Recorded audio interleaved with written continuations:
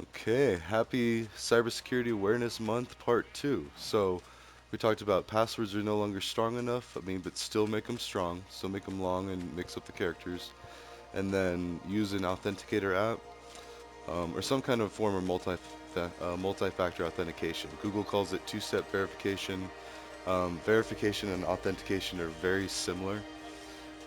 But also, something else I wanted to talk about is preventative blue teaming. So first off, blue teaming is defense, red teaming is attack in the world of cybersecurity.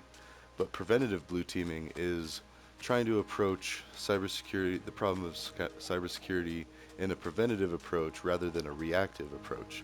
Now, most of the things that we hear about in the news are reactions to attacks. Like that's the best you can do in a lot of situations is somehow someone circumnavigated your defenses and now you're dealing with the fallout. So, um, and what that looks like.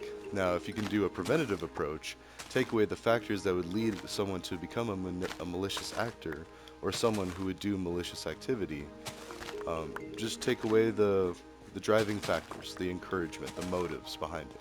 So now, to understand that, you need to understand what kind of people are doing these things. Now, a lot of it's just script kiddies, or kids, teens, or young adults just exploring their abilities in tech, getting really excited, getting really big-headed, something like that, becoming elite, and then eventually like trying to get into somewhere they're not supposed to, see some data they're not supposed to, or possibly disrupt something either intentionally or unintentionally, and cause a lot of damage either way. So again, rather than try to react to it, Red Key USB, it's a recent development, or well, it's been around a bit, but it is an easy tool for completely wiping a computer to DoD or Department of Defense standards.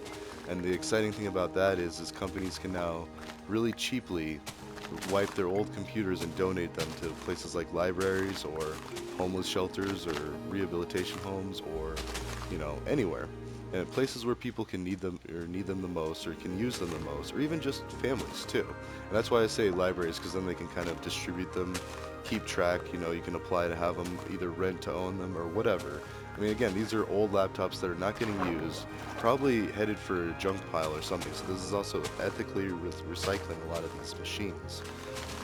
So yeah, then you got to think about it on the other end. Like now that's exactly a good point. Like then you're passing on the problem of that. So some consideration might be needed. Like when you're done with it, bring it back here or something.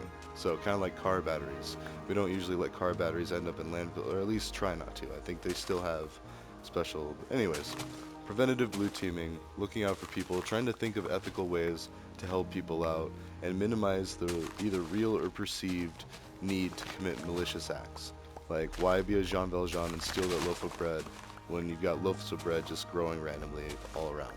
So, more things like communal garden efforts, practical things, aquaponics. Like, it sounds hippy dippy, but it is potential for some real impact in the cybersecurity realm. So, wow, sorry, that we just kind of rushed through that. I felt like we were going to run out of time, but because that's what happened in the first one. So let's see what else. Oh, and pretend that the government's watching everything you do because they can. I mean, if it really comes down to it, and they suspect you of committing some kind of heinous crime, then you betcha they can look into your digital profile. So just always assume that they can look at it. Now, granted, they're people just like you and me, so they don't want to be looking through all that stuff, and they probably aren't. They probably never will. As a system admin, I can tell you, I neither want nor have the time to go through anything personal. So, and actually, it's against the rules too, unless you have to have like an investigation. I also worked at an aerospace company where everything was pretty tightly guarded, and I was a gatekeeper of it. And basically, I had no idea what any of it was, because if I did, I could go to prison. So, anyways, just act like don't troll people, don't try to mess with people's days, don't try to steal. Like just don't mess with people. All right, there's the alarm. Happy Cybersecurity Awareness Month. I know it's pretty rambly, but be safe out there, be kind to one another, and just know that that's another person, another human being on the other end of that keyboard. So just be kind. All right, ta-ta. Oh wait, we're still not even at 5 minutes. I guess I did take some time off. All right, and now, happy Cybersecurity Awareness Month, everybody. Have a good one.